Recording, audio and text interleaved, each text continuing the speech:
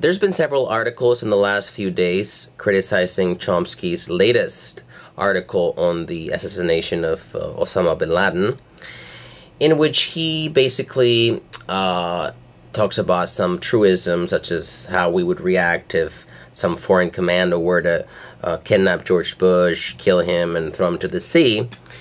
And the response by those who are writing these articles, people like Alan Dershowitz or Christopher Hitchens, is to cry moral equivalency, which is a term that is used to avoid looking at the crimes for which you share responsibility as a member of the country perpetrating the crimes, or in fact as a supporter of the crimes, which in fact someone like Christopher Hitchens is, since he supports a lot of these wars in the Middle East. Now, it's interesting that since indeed the crimes of George W. Bush are vastly greater than those of bin Laden himself could use the term moral equivalency. He could say, look, why are you even looking at the crimes of Al-Qaeda when the crimes of George Bush are so much greater, when the crimes of the American state system are so much greater? Now, we would consider that evasion. We would consider that not looking in the mirror, not looking at the crimes for which you share responsibility, and instead focusing on the crimes of the other guy. Yet that is what Hitchens and Dershowitz do, with even less justification, since, as it should be clear, the crimes of the U.S. government are vastly greater.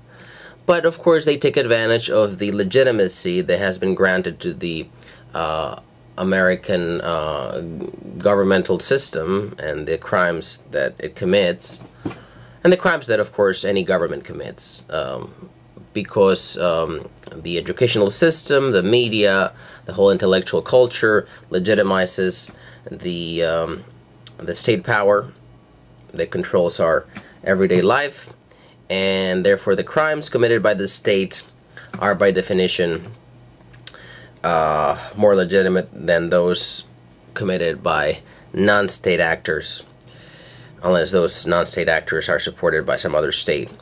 Now, this results in what has sometimes been called worthy and unworthy victims. Read Manufacturing Consent, and you'll see how victims that, from the point of view of American business or American political power, are victims that serve some purpose, then those will be considered worthy victims, like 9/11 victims are worthy victims. But the people that the United States government killed in Vietnam or Iraq or wherever imperialism rears its ugly face, those are unworthy victims because they don't matter from the point of view of American corporate and state power. Now, what I'm going to do is read what I wrote on the commentary section of Slate, which is where Christopher Hitchens wrote his article. And I'm going to add some commentary as I read what I just wrote. I said, without any evidence, Hitchens tries to group Chomsky with crazy conspiracy theorists and those who think that the United States deserved 9/11. Of course, we know that Chomsky has in fact gotten into some difficulties for not embracing the demolition theories that a lot of American activists, in fact, I think it's over 1/3 of Americans, believe to be the case, that it was an inside job, etc., etc. That is not Chomsky's position. And he also does not think that the United States deserved 9/11. He has never said that. He simply says that the actions the United States undertakes in the third world, the imperialism of the United States, will lead to retaliation and blowback, which is just common sense. That does not mean to say that he doesn't mean to say that the United States citizens deserve the terrorism of Al-Qaeda or any other organization. But in order to avoid Chomsky's real argument, Hitchens ignores the massive loss of life that the Clinton bombing of pharmaceutical facilities knowingly led to. And here, once again, if you read the article written by Hitchens, you'll see that he does not actually address the point. He simply assumes that Chomsky is wrong, with kind of a dismissal in his tone. And the fact of the matter is that since there were blacks in Africa, it didn't really matter that you blew and destroyed this pharmaceutical industry that probably was keeping thousands of people alive. And also, he ignores the fact that Mueller, the head of the FBI, indeed lacked the evidence that bin Laden was responsible for 9/11. Now, to confirm this, and this is interesting, simply go to the list of most wanted men of the FBI, I think the CIA too, the website online, you can go online, and you'll see that 9/11 is not listed as a crime committed by bin Laden.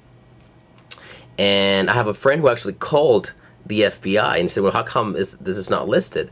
And they told him, because they don't have evidence enough to confirm his guilt. Okay, this is the American intelligence system. The FBI is telling you this.